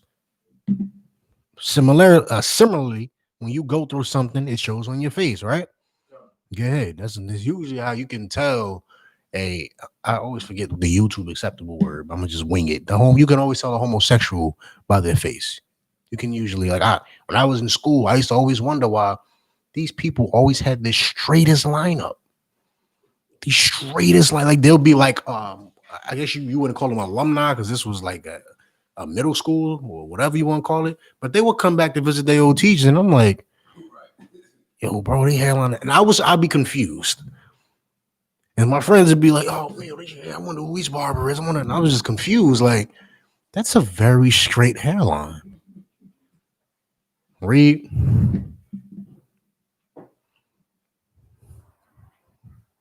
Start from the top. A merry heart maketh a cheerful countenance, but by sorrow of the heart, the spirit is broken. If your mind is constantly sad, your spirit is broken. What is that describing? Your oppressor has a name for this. Science will tell you what I'm about to say, but your oppressor has a name for this condition. I done you? Depression. Sorrow of the heart by sorrow of the heart, your spirit is broken. If you are depressed, you do not have spirit. You understand? You do not have a spirit. Your spirit is broken. It is destroyed. You're going to fail in all your areas, of course, again. You understand? You fail again. And of course, in these times, depression is through the roof. Depression, I mean, from year to year, since they started tracking this, depression or the symptoms of it and people they diagnose with it has just gone up it's just went through the damn roof every year. The amount of men with depression, I'm not really talking about women right now. The amount of men with depression has just gone up and shot through the damn roof. Shot through the damn roof. You're so damn sad. You're so damn sad. So you eat Haagen-Dazs and watch Pretty Little Things on Netflix or whatever the hell. I don't know. You eating Haagen-Dazs and you watching Pretty Little Liars on Netflix because you're sad. You're sad. That's not something that's going to make you win. You run a race so that you can be number one. You understand that? You run a race so you can win. Somebody let me tell you something. Somebody cheats you. You quit, you pout, and you go, I'm going to eat Haagen-Dazs because that's some bull. What? Do you understand? How you going to let Trump outdo you? Trump said he was cheated, and Trump put $3 million just now into Michigan for a recount. Said, I was cheated. Michigan said, well, look, we're not going to recount it for you. You got to pay the recounters. Trump said, all right, here you go. Now recount. And while you're recounting, I want audits. You understand? Trump said, I feel like I was robbed. He said, I'm not conceding. I'm not leaving office. Are you insane? You cheated. I'm not leaving. I will win. Every day on social media, you know what he says? The election was rigged. I won. I got way more votes. I won. They cheated. I won. The system, the Dominion system, which was the voting system in every state, the swing states he lost, I won. How are you going to be outdone by the orange man? That doesn't make any damn sense. You're going to be outdone by him? By him. He's like 80. He's like 80 with privilege. He inherited $1 million, for God's sake. Back then, who knows what that would be today? Just off of what he inherited. He had every reason to just say, am I bigging him up? Lord, no.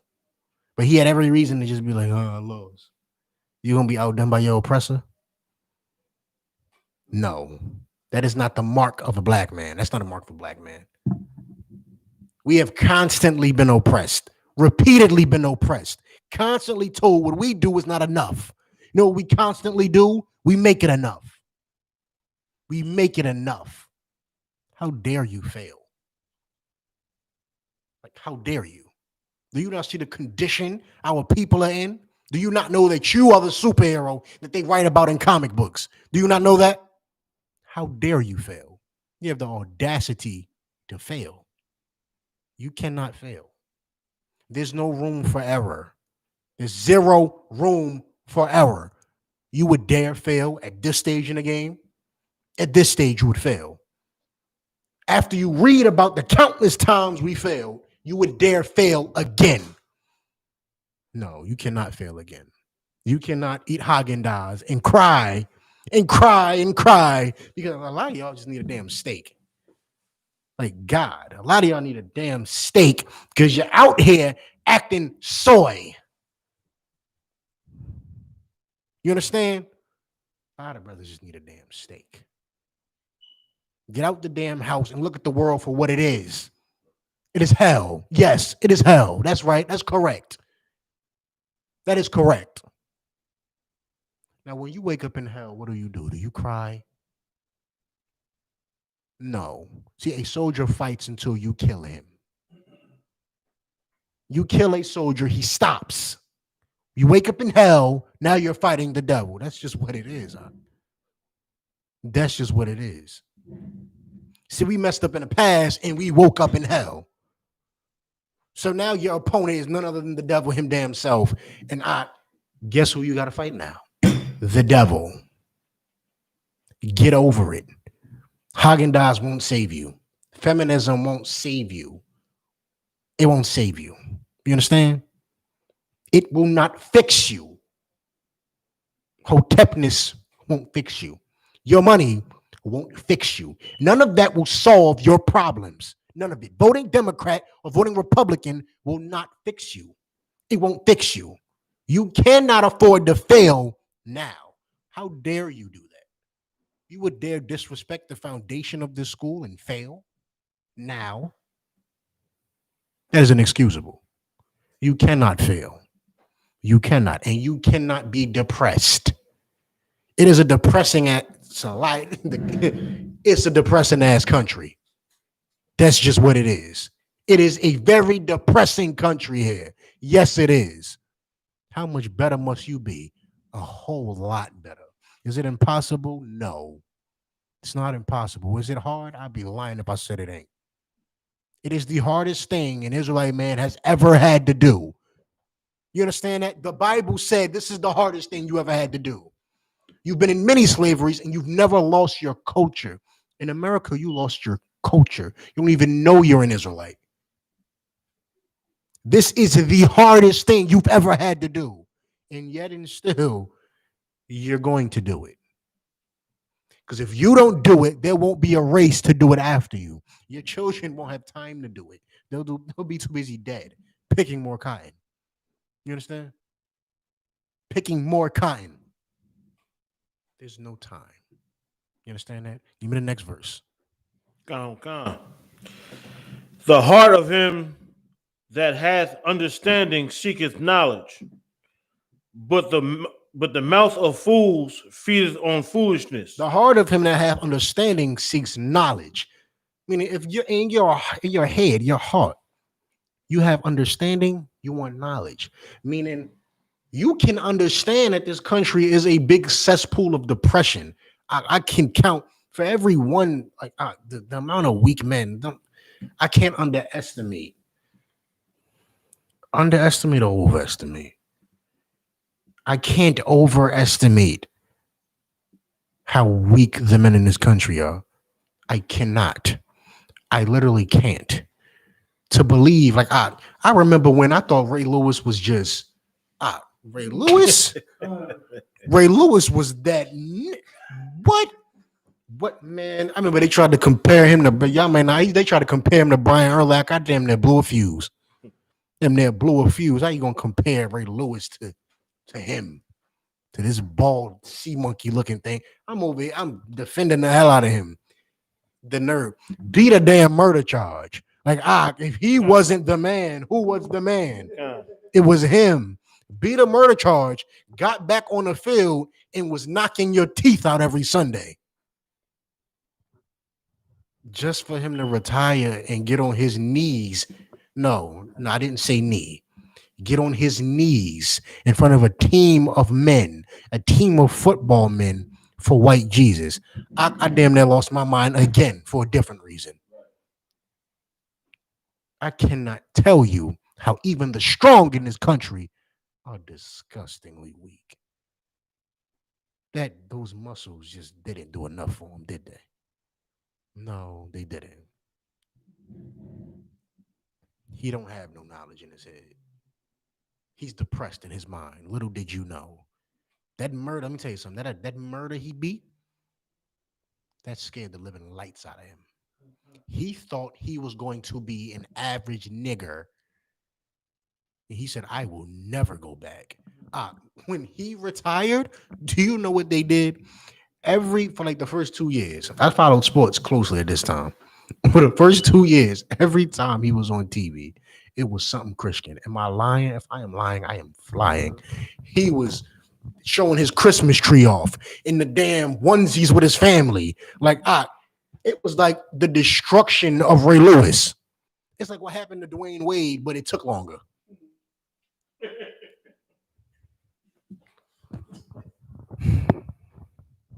He was a depressed man in his head.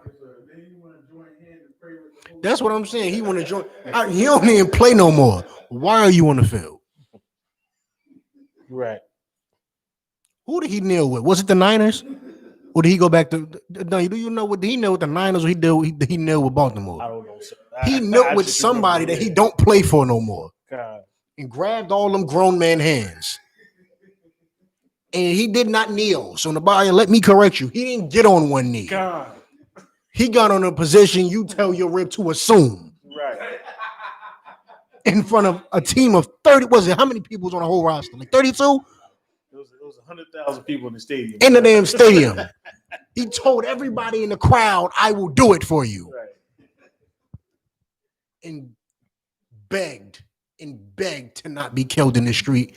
That is a mentally depressed man. I don't care what your muscles say. I don't care how you look on ESPN. I do not care. It means nothing.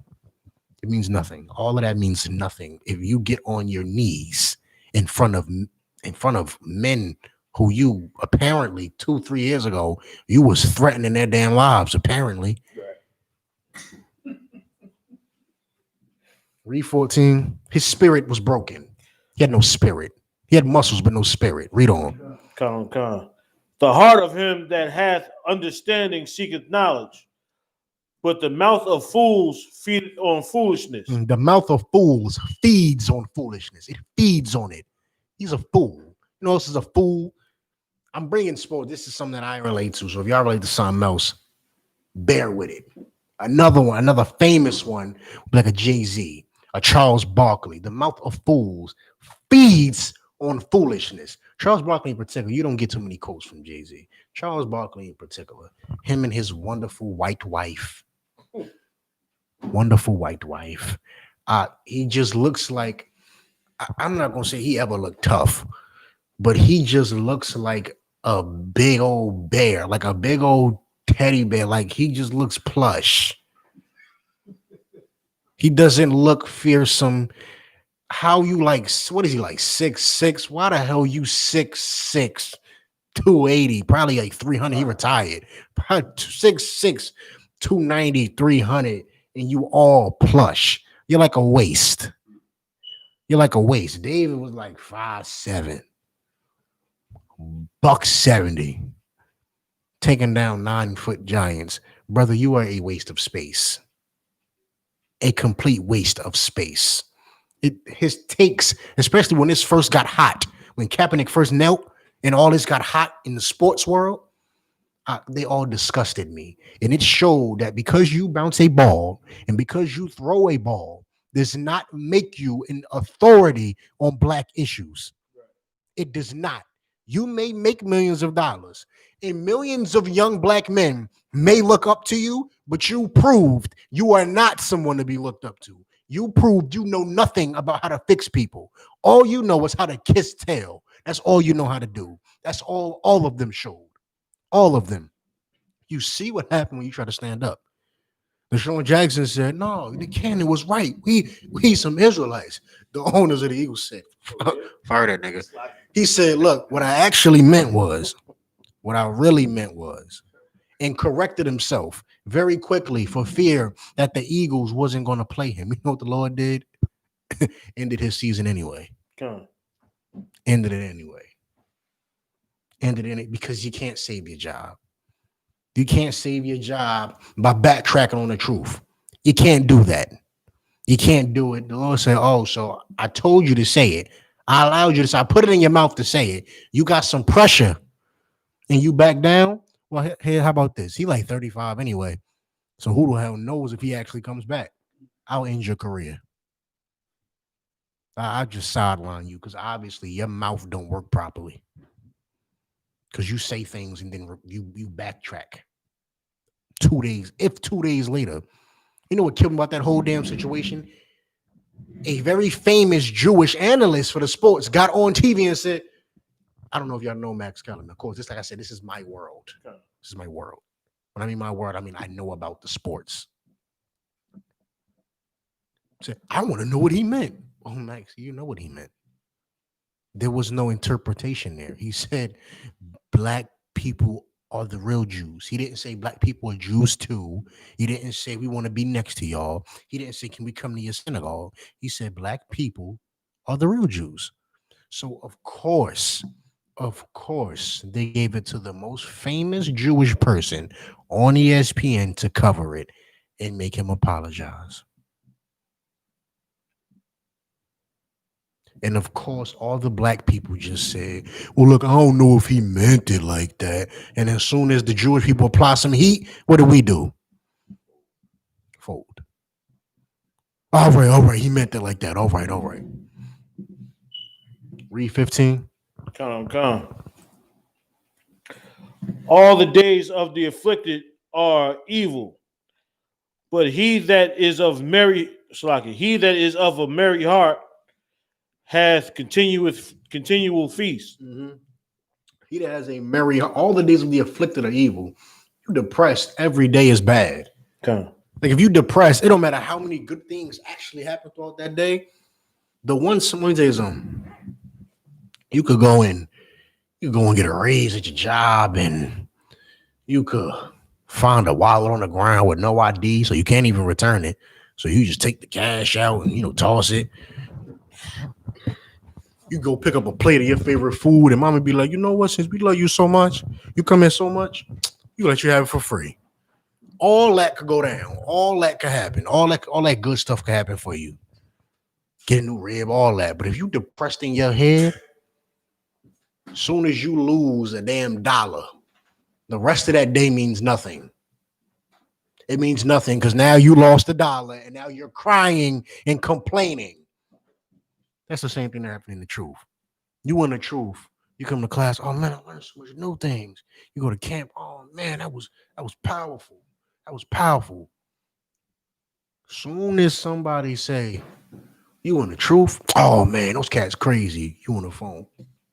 I don't think I can do this no more. I don't think I can do this no more. You call me, sir, what do I do if my family don't like it? What are you talking about? What the hell are you talking about? If your family don't like it, nobody likes it. Nobody loves you. You think people, let me tell you what Jeremiah Hyman told me that made me change how I looked at anything. You think you're the same, you walk in a room, y'all might get this feeling because y'all in school. It's like the room staring at you. You think everybody talking about you, don't you? They are. Oh, you think everybody staring at you like you someone? They are. What you gonna do about it? You gonna cry? You gonna complain? You gonna whine every time you think the earth is paying attention to you? You gonna capitalize off it? Most men whine and complain and wonder why the family always going up against me? Because you're not like them. That was the sign for me that, oh my God, I'm right. I'm right. I argue with every female in my family on Mother's Day. Do you know what that feels like? Wonderful. I said, no, she ain't gotta tell you Happy Mother's Day on purpose. It was like a rush. Y'all do that damn coke. I don't even do the damn coke. I just read Ecclesiastes and then go talk to somebody. Salakia. Y'all need all these pills. Just read something and then go tell somebody something you read. Right. The rush is incredible. How mad the vein that pop out the center of their damn forehead is incredible. It's incredible.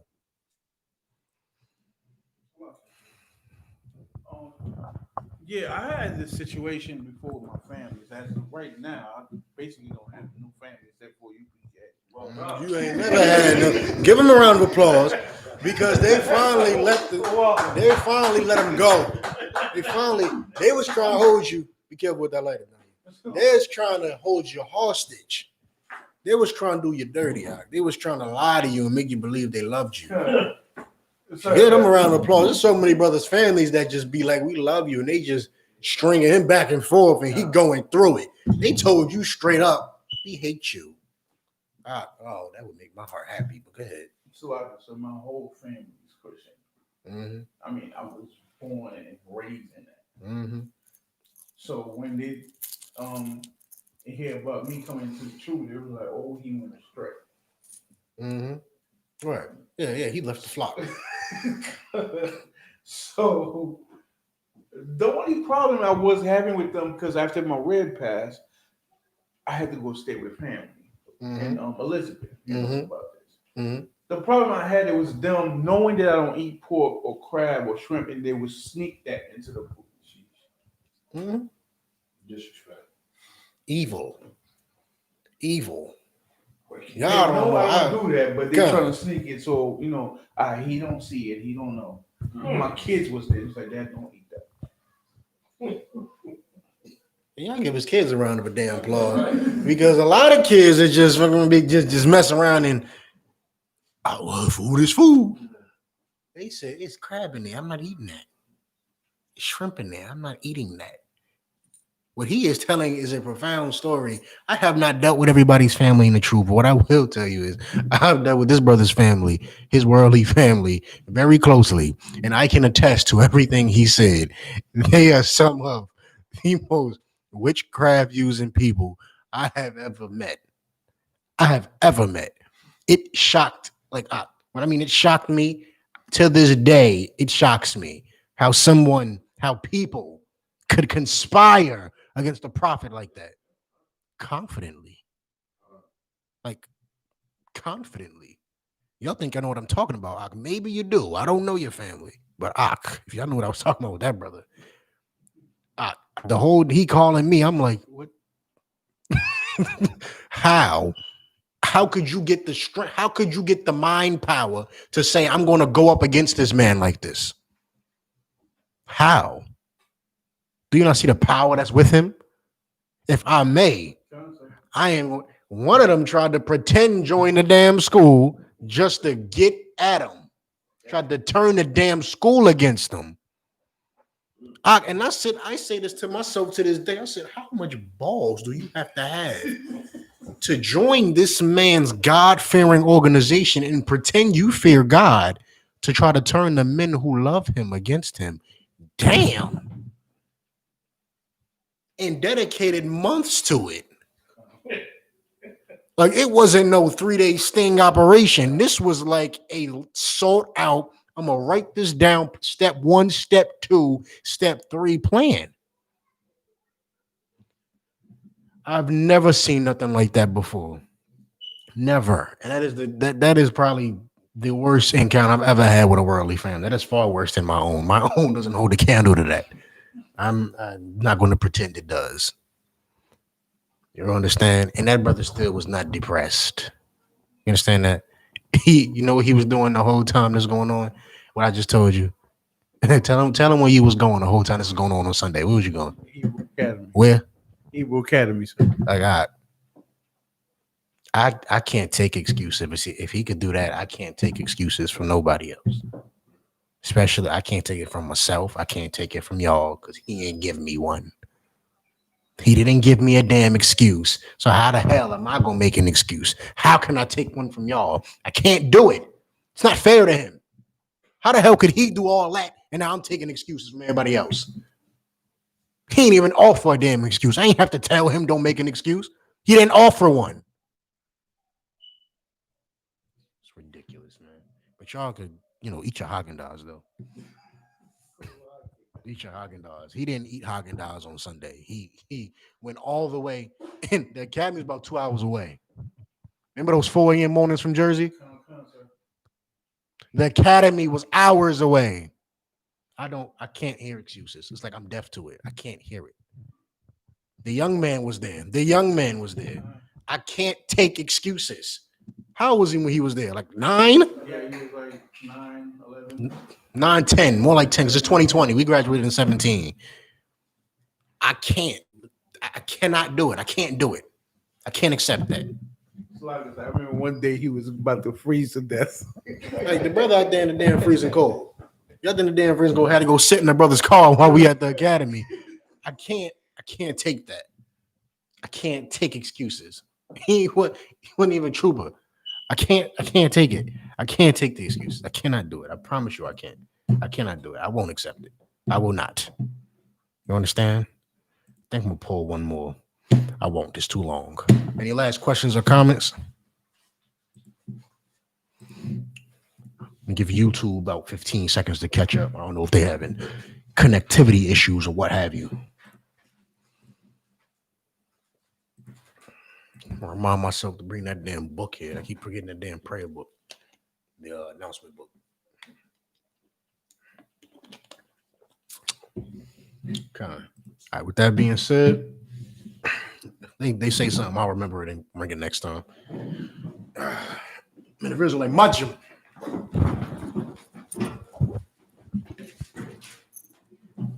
When the Israel goes one courtesy salute. When the Israelite Majim Shabbat. And Majim. Barak. Yahweh Shem Yahshabrak Thumb. Things a sister on the line with the Israelite Majim Shabbat. And Majim. Barak. Yahweh Shema Thumb by Shem Yahshua. Matah. Dismissed.